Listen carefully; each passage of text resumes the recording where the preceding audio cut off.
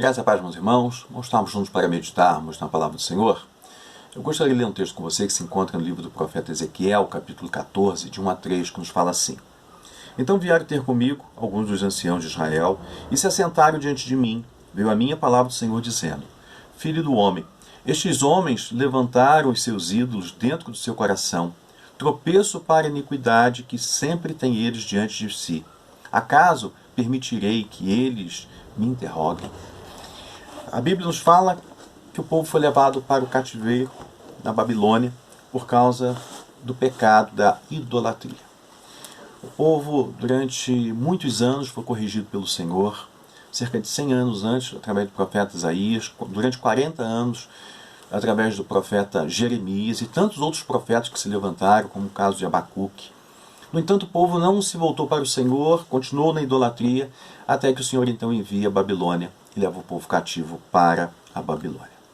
Os caldeus invadem Israel, invadem Judá e levam o povo para o cativeiro, e ali eles permanecem por 70 anos. E o profeta Ezequiel, então, ele foi levado para o cativeiro. Ele estava no cativeiro da Babilônia, e ele foi levado na segunda leva. A primeira leva foi Daniel e outros jovens que foram levados. Na segunda leva, então, no ano 597, o profeta, então, Ezequiel é levado para o cativeiro.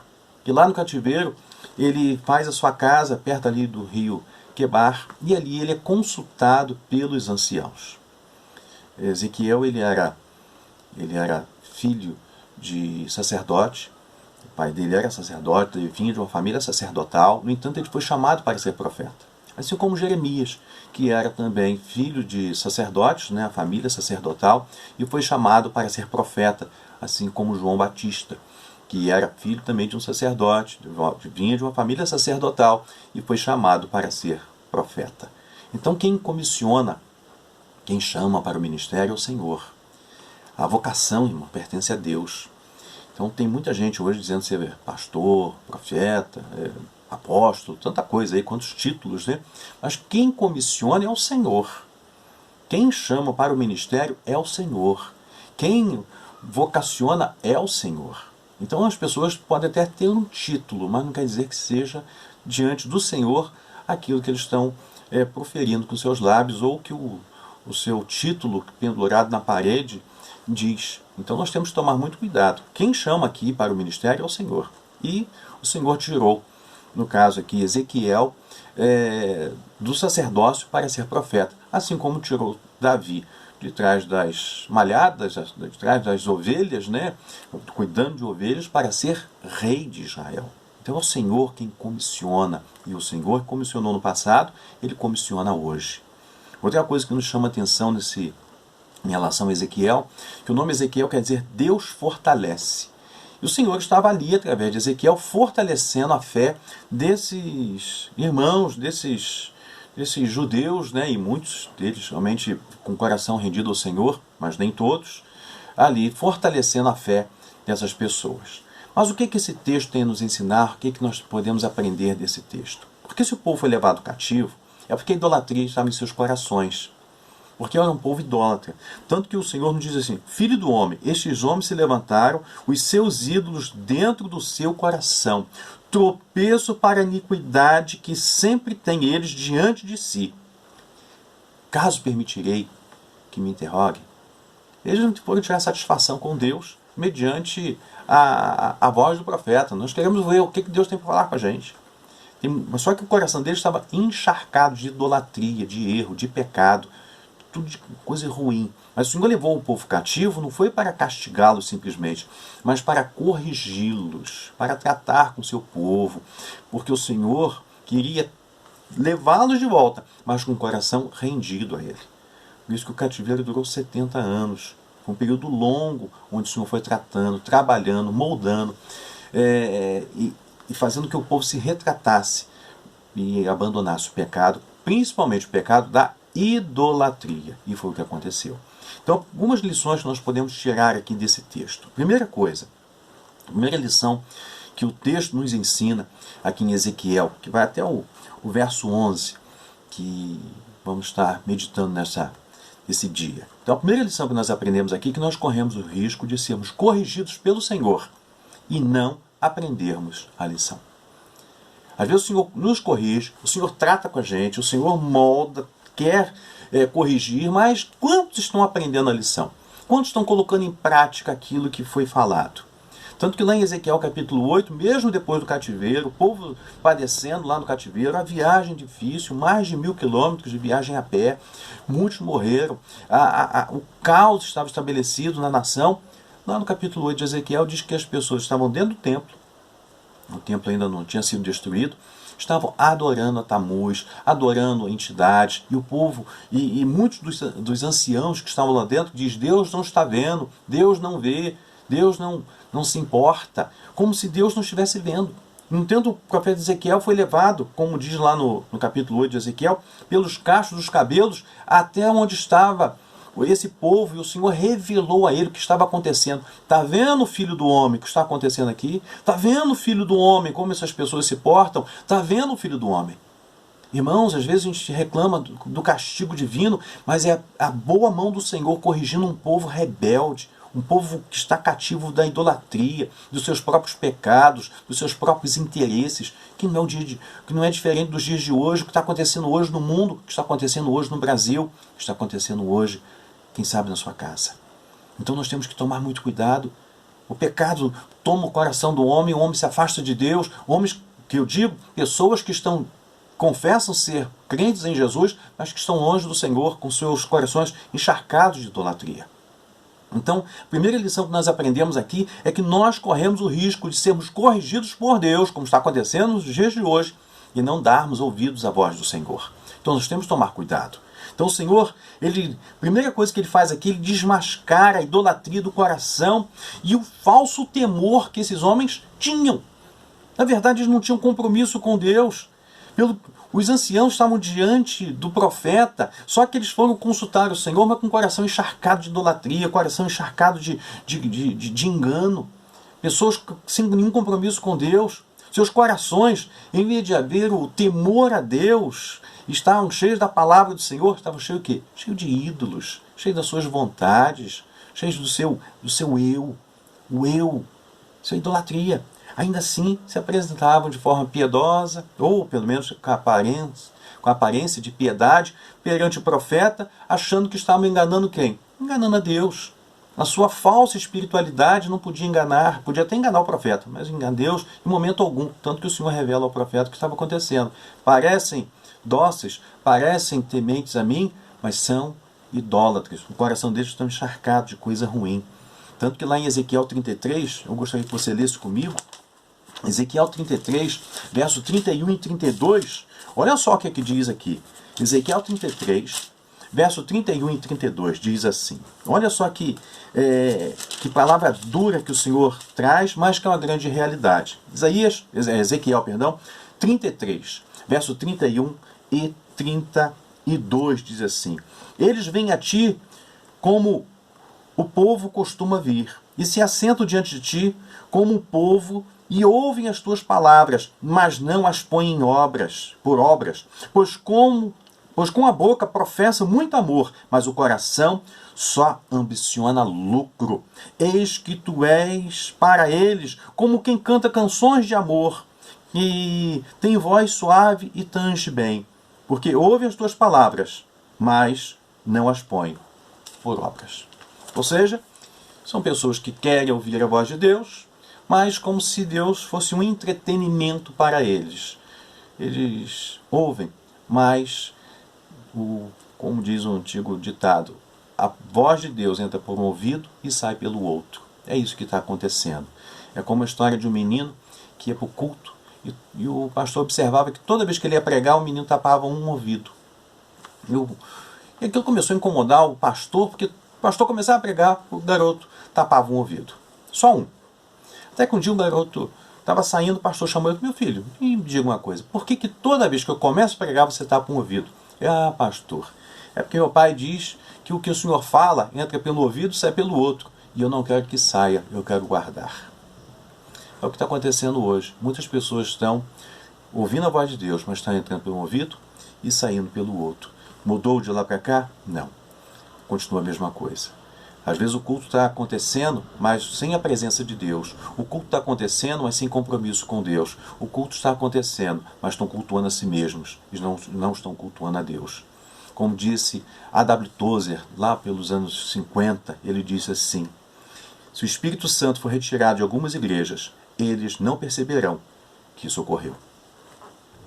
Não mudou. Está ficando cada vez pior. Outra coisa, a desgraça que se abateu sobre eles não os levou ao arrependimento. Apesar de todo o mal, apesar do cativeiro, apesar da tristeza, apesar do caos, o coração deles continuava totalmente obstinados pelo pecado, sem nenhum temor a Deus. Como disse Jesus lá em João 3,19, eles amaram mais as trevas do que a luz. O amor pelas trevas era muito maior. E muitas pessoas perguntam por que o mundo está um caos, por que essa calamidade hoje está acontecendo no mundo, por que o Brasil está passando por tudo que está passando, por que tanto sofrimento. Irmãos, simplesmente porque as pessoas querem as bênçãos de Deus, mas não querem estar debaixo do senhorio de Cristo.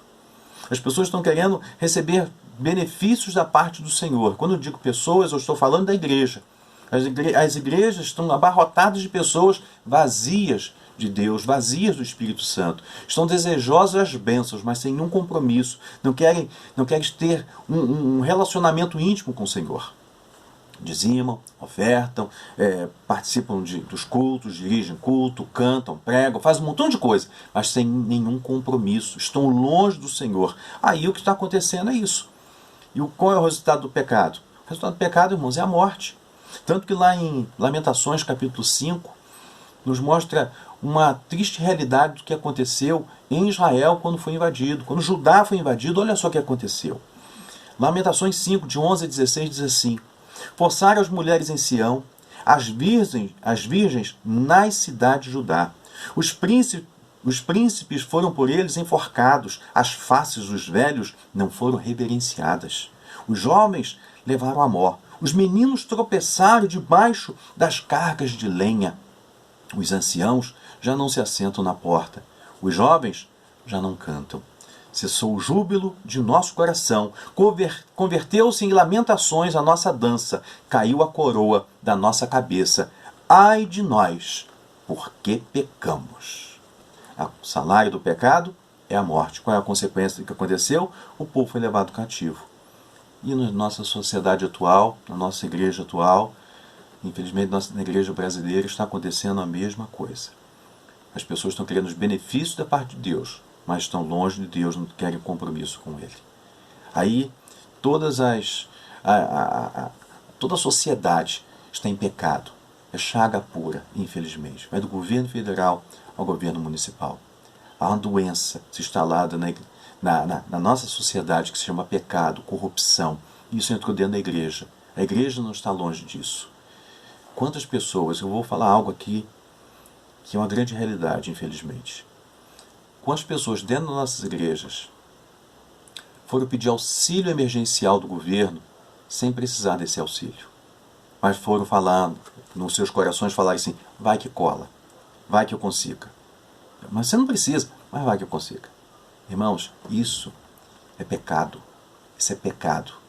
A ambição, a ganância está dentro do coração das pessoas. O mau caratismo está dentro, infelizmente, dentro das nossas igrejas e até de muitos líderes. E é uma grande realidade.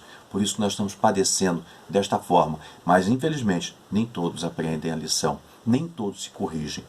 Israel se tornou, sabe o quê? Sal fora do saleiro. Israel devia ser a luz do mundo, luz para as nações, pregar o Deus de Israel como Deus verdadeiro, fazer com que as pessoas se voltassem para o Senhor. No entanto, eles se tornaram piores que as nações ao redor. Piores, por causa da idolatria que tomou o coração deles. E a igreja hoje, irmãos, a igreja está precisando ser evangelizada. A igreja hoje, que deveria ser luz do mundo, virou trevas. Muitas pessoas nas nossas igrejas estão precisando ser evangelizadas, literalmente. Estão dentro da igreja, participam de culto, pregam, cantam, fazem um montão de coisa, mas com o coração totalmente longe do Senhor. Isso que é o que está acontecendo, e a consequência está aí. Esse mal que tem assolado as nações e tem assolado a igreja do Senhor. E nós temos que tomar muito cuidado com isso. A segunda lição que nós aprendemos aqui é que nós podemos nos tornar idólatras também. Nós podemos cair no mesmo erro. No mesmo erro que a nação de Israel caiu. É muito fácil nós olharmos para esse texto e criticarmos os anciãos de Israel. Mas será que nosso coração está totalmente rendido a Deus? Será que nosso coração está totalmente voltado para o Senhor? Então nós temos que tomar muito cuidado. Então, quando é que os ídolos tomam o nosso coração? No momento que o meu eu fala mais alto. Erwin Lutzer, ele falando sobre a questão da idolatria, ele diz assim: dizer eu acredito em Deus pode simplesmente significar que estamos vendo a nós mesmos em um espelho de corpo inteiro. A idolatria vai muito além de se prostrar, dançar, seja lá o que for, diante de uma estátua, seja ela de ouro, de prata, de gesso ou de madeira. É a construção mental de um Deus que tem pouca semelhança com um Deus verdadeiro. Então, idolatria é dar respeitabilidade às nossas opiniões sobre Deus, que vale o que eu falo, o que eu penso sobre Deus, e não como Deus se revela na palavra de Deus. Então, ele conclui dizendo assim: então, é forjar uma ideia de Deus de acordo com as nossas inclinações e preferências. Está diferente hoje? Não. O que as pessoas estão adorando? Um Deus de acordo com as suas preferências, e não um Deus que se revela nas Escrituras Sagradas. E por que caímos nesses erros? E por que criamos nossos deuses? Porque nós não queremos nos sujeitar à vontade do Senhor. Porque Deus faz exigências, e muitos não querem se sujeitar às exigências de Deus. As exigências de Deus muitas vezes são duras aos nossos olhos, mas são necessárias para termos uma vida santa e irrepreensível na presença dEle. O que Deus exige de nós é algo que vai nos trazer para perto dEle e vai trazer bênçãos sem medida na nossa vida. Mas as pessoas não querem cumprir as suas exigências. Aí fazem o quê? O Deus da minha riqueza começa a construir essa idolatria. O Deus das minhas necessidades emocionais, o Deus do meu sexo, o Deus da minha autojustificação, aquela pessoa que acha que pode ir para o céu porque é bom, porque faz boas obras, porque é caridoso, porque é um bom marido, bom filho, bom pai. Meu irmão, ninguém vai para o céu porque é bom. Não há ninguém que faça o bem, como diz as Escrituras. Nós vamos para o céu mediante Jesus Cristo, e não porque mediante aquilo que eu faço ou aquilo que eu deixo de fazer. Terceira lição que a gente aprende aqui para encerrar é que nós, apesar de tudo, o Senhor, Ele sempre chama o seu povo ao arrependimento. Deus aqui, irmãos, está mostrando para o profeta o que estava no coração desses homens. Mas, ao mesmo tempo, o Senhor também está corrigindo o seu povo e trazendo o povo para se voltar para Ele. Ele quer corrigir no sentido de tratar, de curar o coração que está doente, que está cheio de mazela, cheio de pecado. Tanto que o profeta Ezequiel, ele usa um termo muito complicado em relação à idolatria, e diz que é como se fosse bola de esterco. Então o coração desses homens estava cheio de quê? Cheio de mazela, cheio de pecado, cheio de coisa ruim, coisa que tinha que ser jogada fora. Era uma latrina. A idolatria é isso. Então isso não traz bom cheiro às narinas do nosso Deus. Por isso que o Senhor rejeita. Por isso que o Senhor está tratando. Ele está limpando o coração. O que as pessoas estão chamando de castigo é a boa mão do Senhor limpando, tratando, expulsando, realmente curando um coração doente, um coração que está longe do Senhor. Então, há algumas coisas que nós observamos nesse texto que nos chamam a atenção, como o Senhor quer chamar o povo ao arrependimento. A primeira coisa, o arrependimento é uma mudança de mentalidade. É um momento que eu passo a ver Deus como ele na verdade ele é. Olha só o que diz o verso 6 do capítulo 14. Preste bem atenção. Portanto, diz a casa de Israel: assim diz o Senhor Deus, convertei-vos e apartai-vos dos vossos ídolos e dai as costas a todas as vossas abominações. O Senhor está dizendo: larga o pecado, larga essa abominação, se volte para mim. Olha só o que diz no verso 11.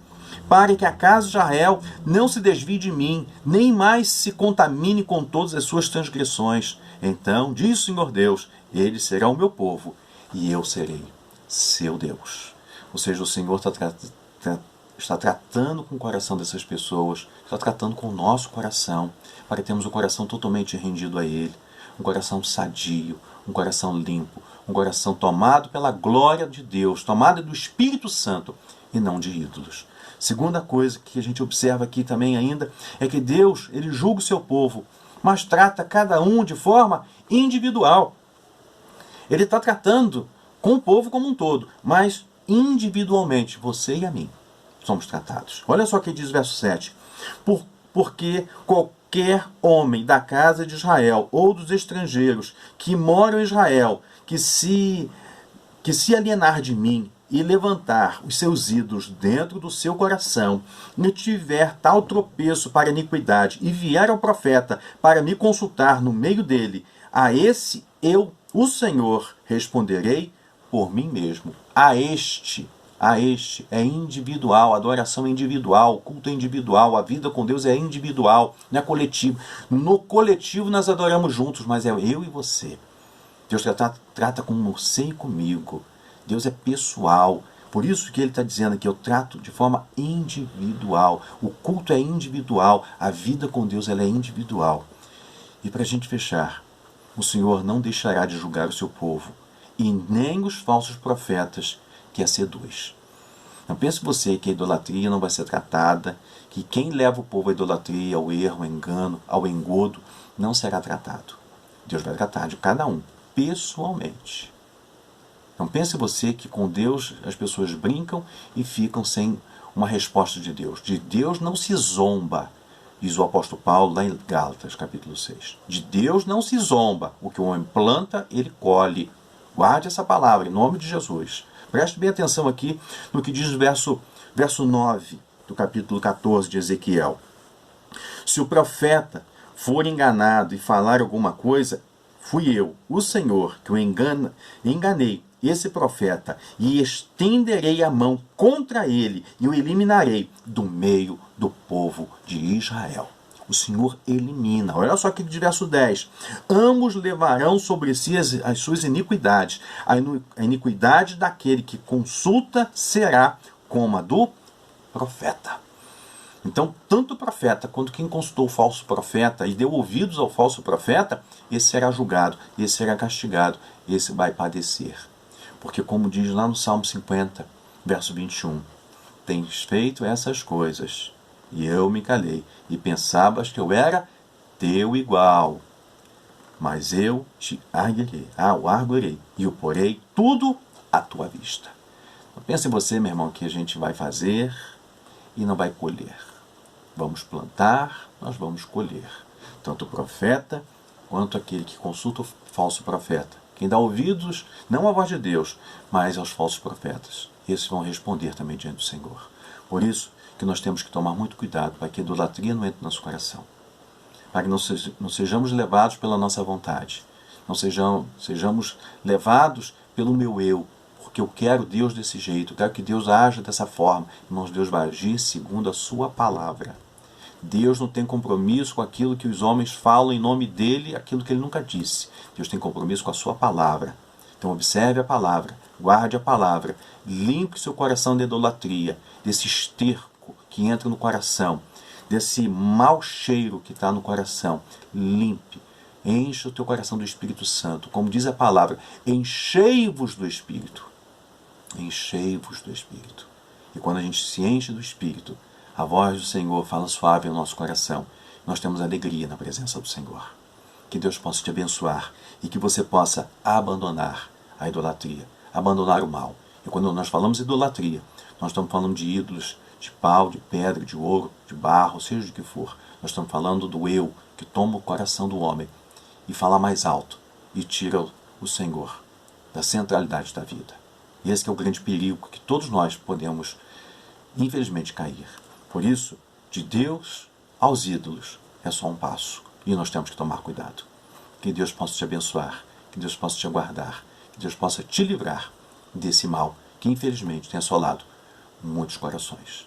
Que Deus te abençoe, meu irmão, e que Deus te guarde. Amém?